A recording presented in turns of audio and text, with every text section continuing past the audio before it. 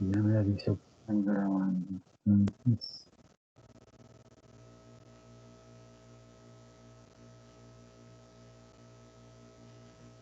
volví.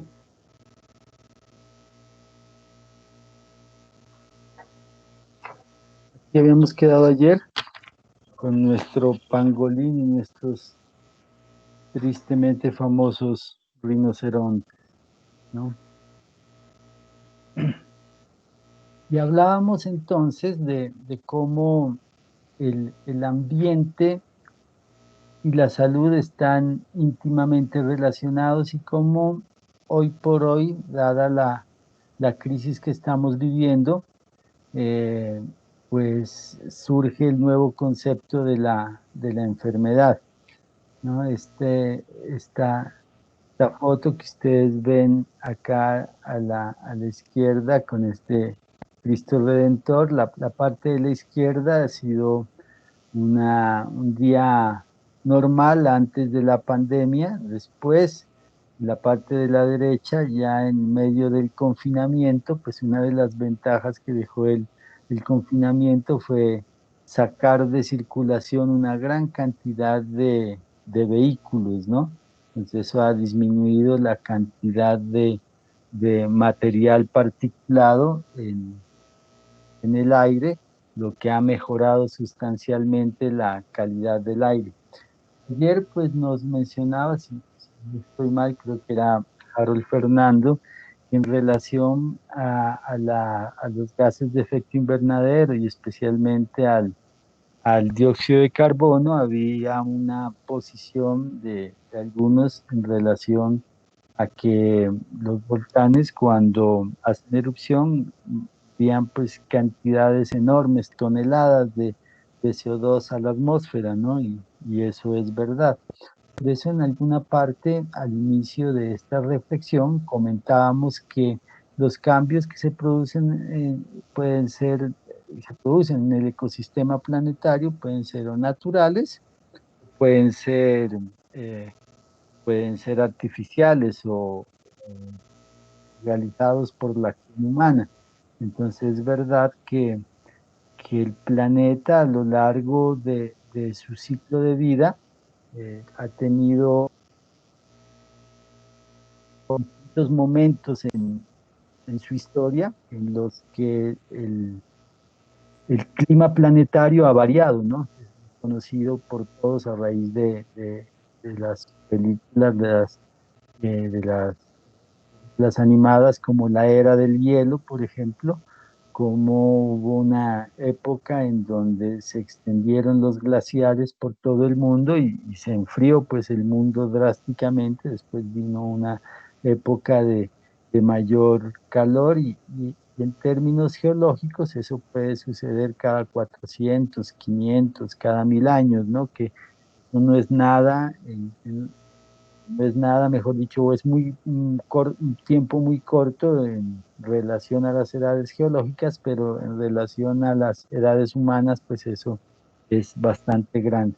Sin embargo, tampoco podemos negar que en los últimos 200 años nosotros hemos alterado ese balance natural que tiene nuestro ecosistema planetario al introducir cantidades impresionantes de CO2 a la atmósfera. Se hablaba de que al año 2025 nosotros debimos haber reducido en cerca del 30% la cantidad de emisiones de gases de efecto invernadero, pues de hecho esa meta está muy, muy lejos de lograrse y en las metas parciales que se tenían de año a año, en los distintos acuerdos, desde que empezó el protocolo de Kioto y últimamente en el acuerdo de París, pues no se han venido cumpliendo y estamos sobrepasados, ¿no? La realidad es que esta generación, nuestra generación, pues nosotros perdimos ya esa oportunidad de revertir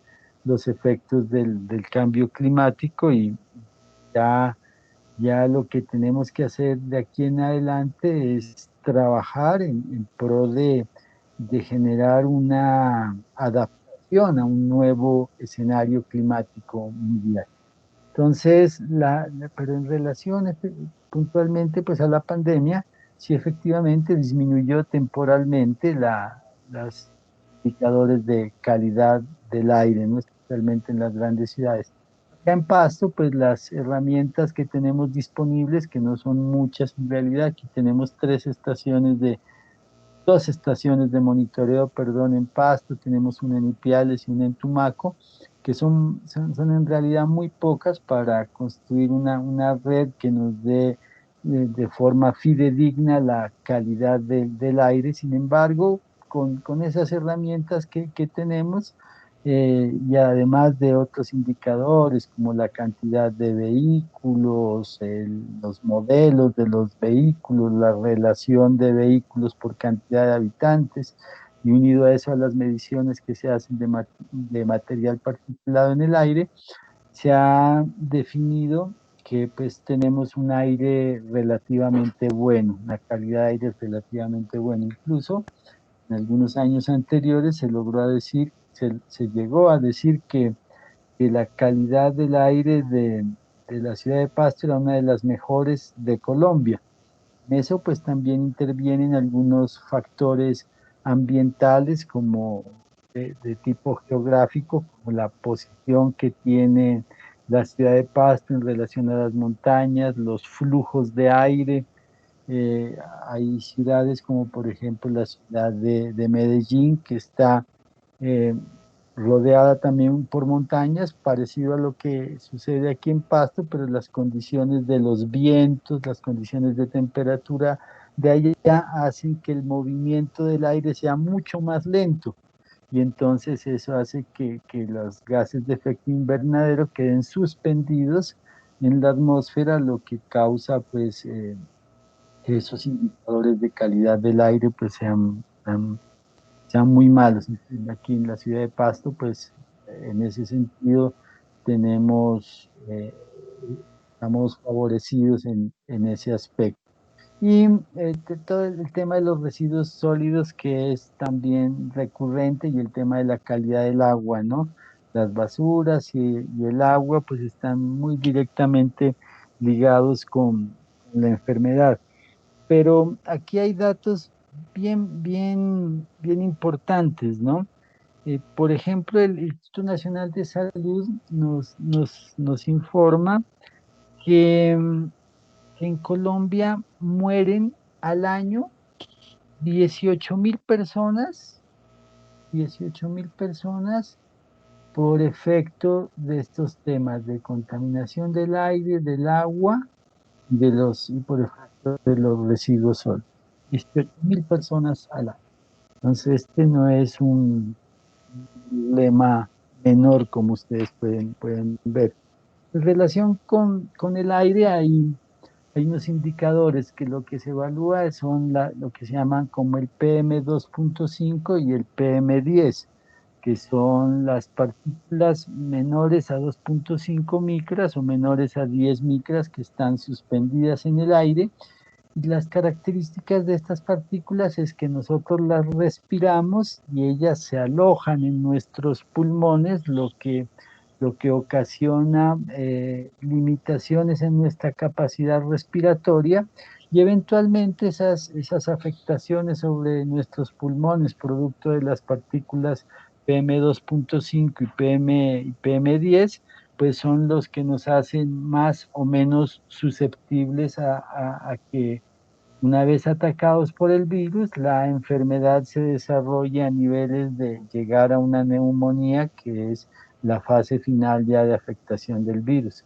Si usted tiene unos pulmones fuertes, pues seguramente podrá resistir mejor la enfermedad. Por eso hay unas eh, prevalencias en la morbilidad que generan una susceptibilidad a que el virus del COVID pues ataque de forma más agresiva, como son precisamente las enfermedades pulmonares, aquellas personas que han sido fumadores durante mucho tiempo, pues tienen mayor susceptibilidad. Por eso se decía que el ataque tan drástico que hubo del COVID en su fase inicial se dio principalmente en grandes ciudades, ¿no? Londres, Nueva York, en Italia, en España, en Madrid, en China, pues donde inició.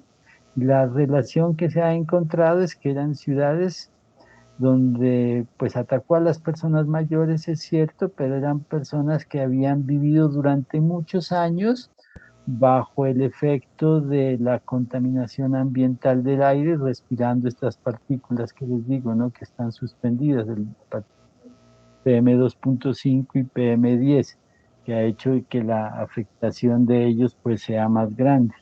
En otros países menos desarrollados, donde donde no hay tanta contaminación, en pueblos más pequeños, pues todo esto está todavía, son especulaciones por confirmarse con estudios, ¿no? Pero se hace la correlación de que a mejor calidad de aire, mejor posibilidades de tener mayor resistencia con el, ante el coronavirus.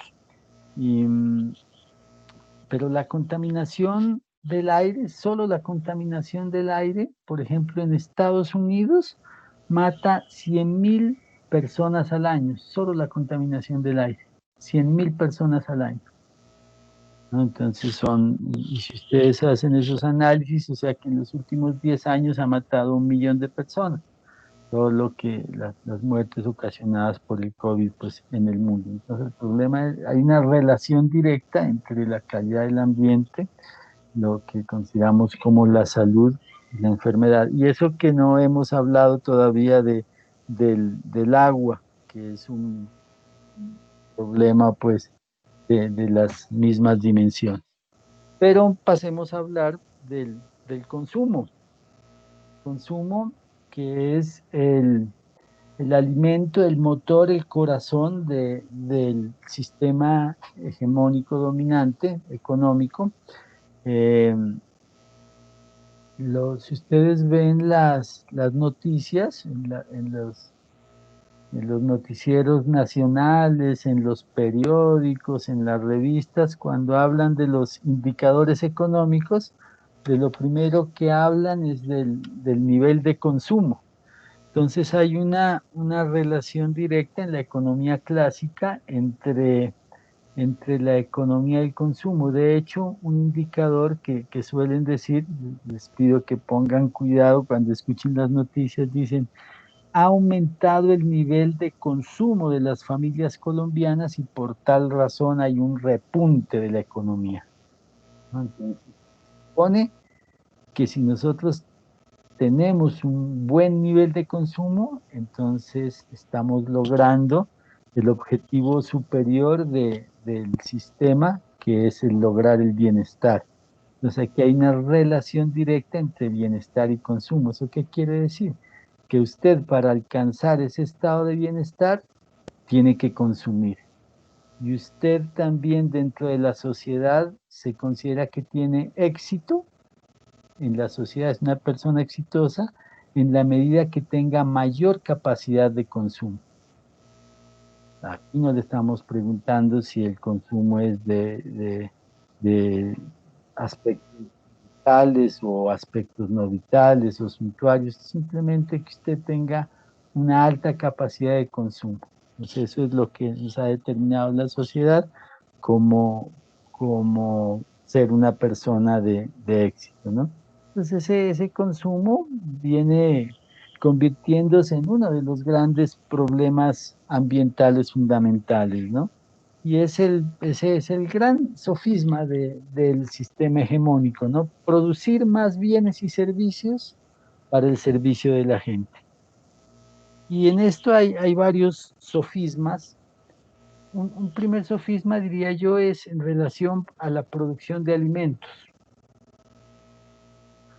Dice que aproximadamente 1/3 de la población del mundo pasa hambre, tiene inseguridad alimentaria.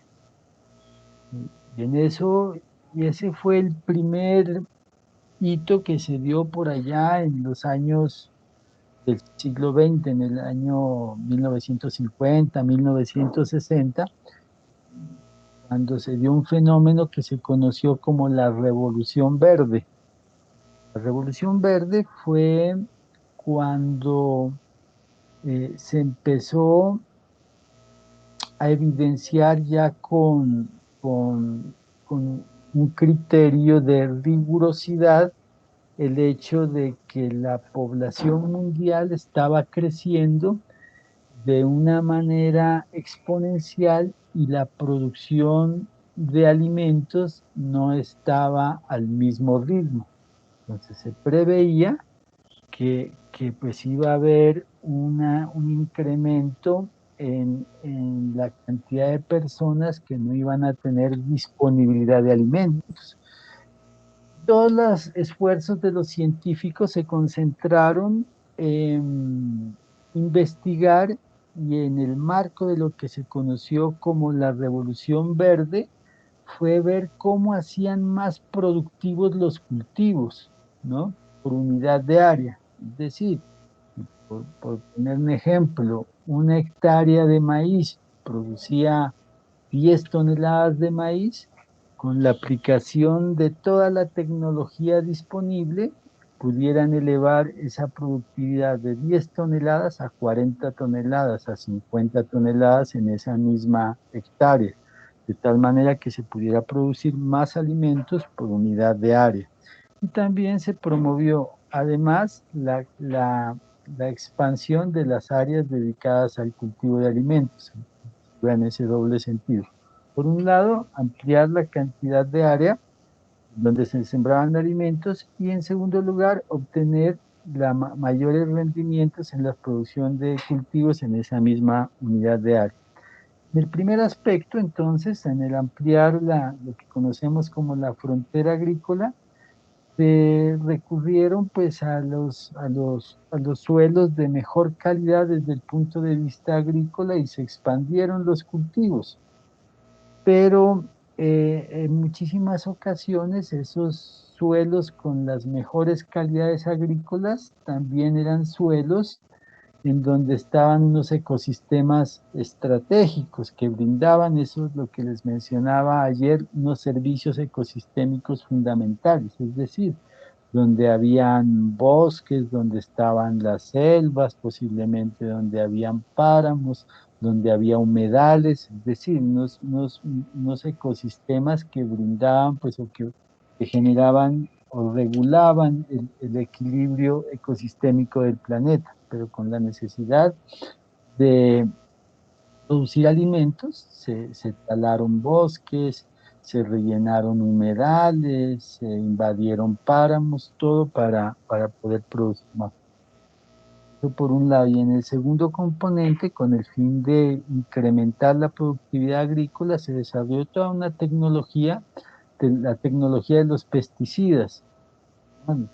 Los pesticidas se agrupan fundamentalmente tres tipos de productos, que son los fungicidas, los insecticidas y los herbicidas. Entonces, los fungicidas son todos los que atacan los hongos, bacterias en las plantas, los insecticidas, pues los insectos, y los herbicidas, las plantas que se consideraban como malezas, que competían por espacio y alimento con los cultivos tradicionales. Entonces se hizo un gran desarrollo de estos elementos y se empezaron a aplicar muchas veces de forma indiscriminada sobre los cultivos, generando en un primer momento de verdad un incremento en la producción, ¿no? Entonces empezaron a generar muchísimos alimentos, pero a un costo muy alto. En ese primer momento del choque de la Revolución Verde, no valoraron que muchos de estos agroquímicos, de estos pesticidas de que les hablo, herbicidas, insecticidas y fungicidas, podrían tener efectos sobre la salud humana como en realidad ocurrió. Por eso en los años 60 y a principios de los 70, ya de forma premonitoria, eh, una, una de las fundadoras del movimiento ambientalista mundial, que fue Rachel Carson en Estados Unidos, que publicó un libro que ha sido icónico, que todos los que están interesados en el medio ambiente deberían leer, y que se llamó La Primavera Silenciosa, el Silent Spring, que hablaba precisamente o alertaba al mundo acerca de los peligros de la revolución verde, ¿no? Que en ese afán, pues entendible y lógico de producir más alimentos para una gran cantidad de personas que habitaban en el mundo, pues lo estaban haciendo, pero a unos costos muy grandes. Y pero hablábamos de que ese era un sofisma, ¿no? De que hay que producir más alimentos, y ese es todo el enfoque del modelo económico, que si hace falta algo, pues hay que producir más. Pero el verdadero sofisma está en que no es necesario producir más. Está absolutamente comprobado por la FAO que en este momento nosotros producimos todos los alimentos que serían necesarios para alimentar a toda la población del mundo. Pero bueno, decimos, ¿dónde está la contradicción? Si decimos que un tercio de las personas del mundo tiene una condición de inseguridad alimentaria. Entonces, el problema no es de producción, ya lo ha identificado la FAO, el problema es de distribución inequitativa. Los alimentos se producen, solo que los alimentos que se producen no están distribuidos equitativamente. Dice, un tercio de la producción de alimentos del mundo se tira o se desperdicia o se daña por problemas de post cosecha. Nosotros ese tercio de los alimentos del mundo que se tira o se desperdicia o se daña por manejo en la post cosecha, lográramos hacer canales más efectivos de redistribución entre las personas más pobres, de hecho no necesitaríamos producir pues más alimentos. Podríamos perfectamente alimentar a toda la población mundial. Entonces aquí va el derrumbe del primer sofisma en relación a la producción de alimentos. Pero hay otros sofismas, por ejemplo, otro sofisma es el relacionado con las casas de habitación para las familias. Los indicadores dicen, no, las familias no tienen dónde vivir, pero eso es falso. Ahí está el sofisma de las famosas burbujas inmobiliarias que han causado depresiones muy grandes como la que ocurrió en Estados Unidos por allá en el 2011, en donde se hizo un acaparamiento de las viviendas y se elevó su valor a unos montos que consecuentemente inflaron la economía hasta que la burbuja estalló y después llegó a unos niveles de crisis económica muy grandes. Entonces, aquí lo que hay es una distribución inequitativa del espacio, mientras hay personas de alta capacidad económica, que dos personas pueden vivir en áreas de 300 metros cuadrados, hay familias muchísimo más pobres donde 8 personas tienen que acomodarse en áreas de 45 metros cuadrados. Entonces, este sistema nos dice que si hace falta algo, pues hay que producir más.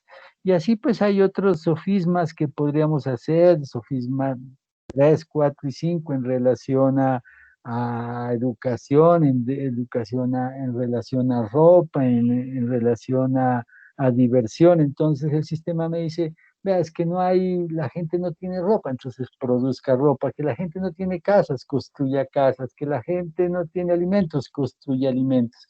Entonces no se trata de producir, producir, producir, producir, no, se trata en realidad desde una visión más integral del asunto, de realizar una distribución pues más equitativa de lo que se tiene, ¿no? Pero lo que pasa es que el sistema económico funciona en base a la producción y el consumo. Entonces, donde se para el consumo, pues se para la producción y el sistema colapsa. Entonces, el sistema necesita indefectiblemente que el consumo siempre, siempre, siempre sea mayor. Por eso nosotros nos vemos inundados por todos esos temas de mercadeo, nos vemos no solo inundados, sino que agobiados y hasta acosados, ¿no? Por los temas del consumo. Y ese es un trabajo que han hecho muy bien los expertos en mercadeo, con un manejo muy sofisticado y desarrollos de investigación muy grandes en psicología social, pues van allá, ¿no? Hasta el fondo de la psiquis de las personas y nos alimentan y nos generan unas necesidades. La gran mayoría de ellas, pues en realidad falsas y no vitales por adquirir cosas, ¿no? Nos aumentan la necesidad de consumir muchos elementos que en realidad pues no necesitamos. Entonces, una afirmación que dejo aquí para la reflexión: no se trata de producir más, sino de redistribuir de forma más equitativa, que tiene obviamente implicaciones ideológicas, implicaciones políticas, implicaciones filosóficas, inclusive, y por supuesto, implicaciones económicas en los modelos de desarrollo. Y hay un concepto que es el de la huella hídrica, ¿no? Que es la cantidad de agua que se utiliza para la producción de algunos bienes y servicios. Ahí la huella hídrica más alta está en la producción agrícola y ganadera. Entonces, en la producción de alimentos es donde se va la mayor cantidad de agua que utilizamos las personas, ¿no? Está cuestionada la forma como de hecho estamos nosotros produciendo nuestros alimentos. En eso han avanzado mucho los israelíes que se han convertido en ese desierto en Israel, paradójicamente se han convertido en la despensa de Europa. Decía, allá no hay agua, es un desierto, pero allá han logrado ellos desde hace muchísimo tiempo a través de distintos esquemas, algunos conocidos como los kibbutz, implementación de lo que hoy se conoce como la agricultura inteligente, una utilización supremamente eficiente del agua y del recurso suelo y de otro tipo de recursos necesarios para la producción de alimentos. Y hoy en día, uno de los mayores surtidores de alimentos para toda Europa, paradójicamente, es precisamente Israel, ¿no? Ya uno cómo es que producen tanto en ese desierto, que ellos han avanzado en ese aspecto. Pero a nivel general del planeta, el 70% del agua que utilizamos se va en la producción agrícola y ganadera. Y la ganadera, pues muchísimo más.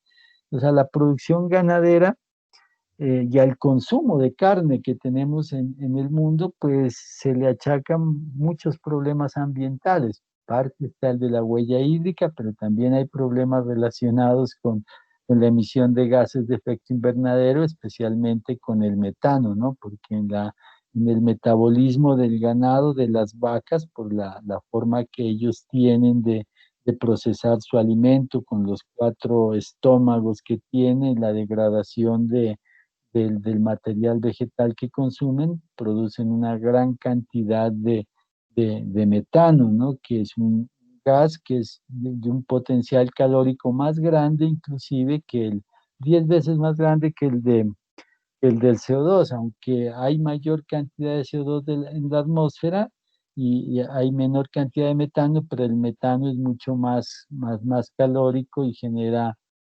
aporta mucho más en ese aspecto al calentamiento global del planeta, y la actividad ganadera pues es de los mayores aportantes por encima inclusive de otros sectores como el sector de los automóviles, el sector en general de los vehículos, pues, vehículos de carga, automóviles, motocicletas, inclusive más que las fuentes fijas, ¿no? Las industrias. Y está también la parte industrial y la parte del consumo del hogar. Entonces, en relación a la producción agrícola y pecuaria, pero especialmente la ganadera, hay toda una tendencia a disminuir, ¿no? El consumo de carne, pero en muchos lugares pues esa proteína es fundamental en los aspectos nutricionales para el desarrollo de la vida. Aquí hay pues, no hay verdades absolutas, hay que lograr llegar pues a unos equilibrios. Sin embargo, pues es un tema en el que podemos profundizar más. Está también la huella de carbono, que hace referencia a que todas las actividades que realizamos las personas de una u otra manera generan una huella de carbono. ¿Qué es la huella de carbono? La huella de carbono es la que todas las actividades que hacemos las personas, que todos los servicios que utilizamos, que todas las materias primas que utilizamos han tenido una relación con la producción de gases de efecto invernadero y especialmente de CO2 a través de muchísimas cosas. Por decir algo, usted se antojó de comprar un celular nuevo y compra un celular, un Samsung, por decir, el teléfono Samsung, bueno, como todos los teléfonos son fabricados en sus componentes principales en China, aunque su casa matriz está en Corea del Sur. Pero entonces tienen que venir, su celular, su Samsung tiene que venir desde la China y vienen unos grandes containers en unos buques transatlánticos y después posiblemente ya los arman en Colombia, pero el transcurrir de ese buque hasta que llegó acá a América e inicia su proceso de distribución, ha dejado una huella de carbono inmensa porque estos barcos transatlánticos utilizan obviamente combustibles fósiles, ACPM, para movilizar sus motores y emiten cantidades impresionantes de gases efecto invernadero, o si viene en un avión transatlántico de igual manera, ¿no? Entonces, uno pues relacionado con los combustibles utilizados para su transporte, pero también están los elementos utilizados como las materias primas, como el coltán, como el vidrio, como el plástico, muchos de ellos pues derivados del petróleo, entonces generan necesariamente una huella de carbono que hoy por hoy es susceptible de ser medida, ¿no? Hay unas herramientas que las vamos a tener la oportunidad de ver, las que llaman las calculadoras. Está la calculadora de huella hídrica, la calculadora de la huella de carbono. Aquí hay trabajos muy bonitos, ¿no? En los que se podría posiblemente investigar, ¿no? En términos de trabajos de grado, en determinación de la huella hídrica, por ejemplo, de la universidad, o de la huella de carbono de la universidad, o de una empresa, de una institución, para que en la medida de que nosotros tengamos información, indicadores, que sepamos cuál es la huella hídrica que estamos generando, podamos tomar acciones para disminuir esos impactos que nosotros hacemos sobre el ambiente, ¿no? De hecho, nosotros tenemos algunos, no muchos, pero sí algunos trabajos en la maestría relacionados con estos aspectos. Y el otro tema relacionado con el consumo es el de la obsolescencia programada, ¿no? Que es una actividad poco ética que vienen desarrollando las empresas relacionado con el hecho de que los productos que ellos elaboran tienen ya, desde que están fabricados, están pensados para que duren un tiempo determinado y que sea necesario cambiarlos. Esta obsolescencia programada, pues hay de dos tipos, ¿no? Una que llaman la obsolescencia programada real, esto empezó con los famosos bombillos.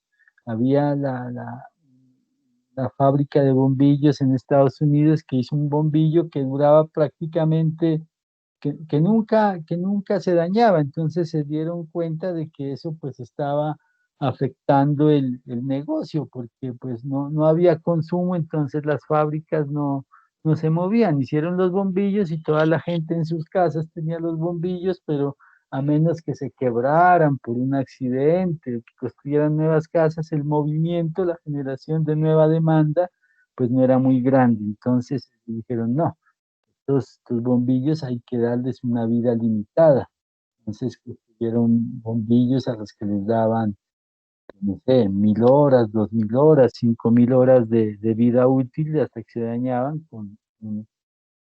en el sentido de que pues al acabarse la vida útil necesitaban comprar más bombillos. Entonces todo eso surgió allá, pero hoy por hoy se aplica prácticamente a todos los objetos de nuestra cotidianidad, ¿no? Tienen esa, esa vida útil. Esa es la obsolescencia de fábrica obligada, pero hay otra obsolescencia que es la obsolescencia programada, que es la inducida. Por ejemplo, el caso más evidente es el de los teléfonos móviles. Usted tiene un teléfono móvil y su teléfono lo compró hace 2 años y posiblemente es funcional, le sirve para todo lo que usted necesita, pero llega un teléfono nuevo que tiene otras funcionalidades adicionales o que es más bonito el mercadeo a través de la propaganda le genera a usted el deseo, el ansia de comprar, entonces usted simplemente lo compra y desecha el anterior. Y lo desecha no porque no sirva, sino por la presión que surge de la presión social, de los medios masivos de comunicación y de información que hacen pues, que uno desea adquirir lo más nuevo, lo último, ¿no? Y esos tiempos de la obsolescencia programada, pues cada vez se reducen más, ¿no? Y antes eran de 5 años, después de 4, de 3, de 2, de 1. Ahora en cuestión de meses usted compró el último celular y al otro día pues ya hay otro que es mucho mejor generando pues esas necesidades en los consumidores. Entonces, estos, estos temitas son los que quería comentarles. Ya se nos hicieron las 9 de la mañana. Entonces, aquí queda todavía por compensar un par de cositas que las haremos después del taller. Quiero comentar acerca de los principios de Dublín, relacionado también con la gestión integral del recurso hídrico. Todo arrancó pues allá en Dublín con los principios que han orientado a nivel mundial el desarrollo de lo que conocemos como la gestión integral del recurso hídrico. Pero vamos a terminar esta primera parte de la mañana y aquí a regresarme a mi pantalla. Bueno, entonces me voy a desconectar un minutico, me van a dar ustedes unos 5 minutos mientras organizo con el profesor Johnny Carlos Ama la siguiente presentación, ¿no? Entonces, voy a salirme de aquí un momentico, voy a suspender la grabación en este momento.